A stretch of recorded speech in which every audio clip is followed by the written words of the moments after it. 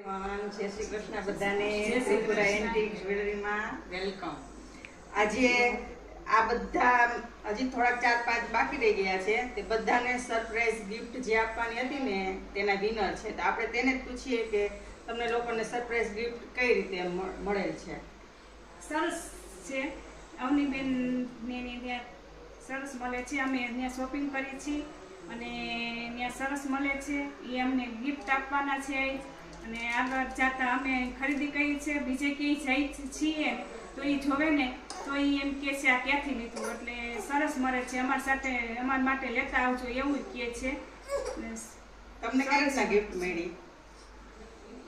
મેં ફોલોવર વધારે કર્યા, બધી વસ્તુ સરસ આવે ગિફ્ટ અમે લીધી, બધી વસ્તુ બધાને બહુ ગમી છે।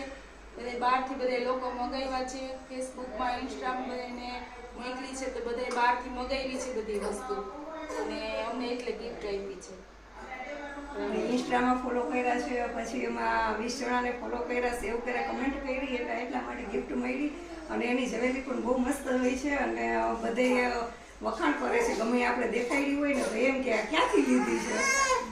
Thank you so much. ને હું ઘણી બધી જ્વેલરી રાખું છું ને અત્યારે પણ સ્ટોકમાં 150, 200, 300 વાળા પેન્ડલ બુટી ને બ્રેસલેટ થી લઈ બધું સરસ આવેલું છે। તો કોઈને રક્ષાબંધન માટે ગિફ્ટમાં આપવું હોય, હજી એક અમારા કસ્ટમર છે જે બીનાબેન, તેને પણ સરપ્રાઈઝ ગિફ્ટ મળેલી છે, તો તેને પણ પૂછીએ કે તમને કઈ રીતના મળેલી છે।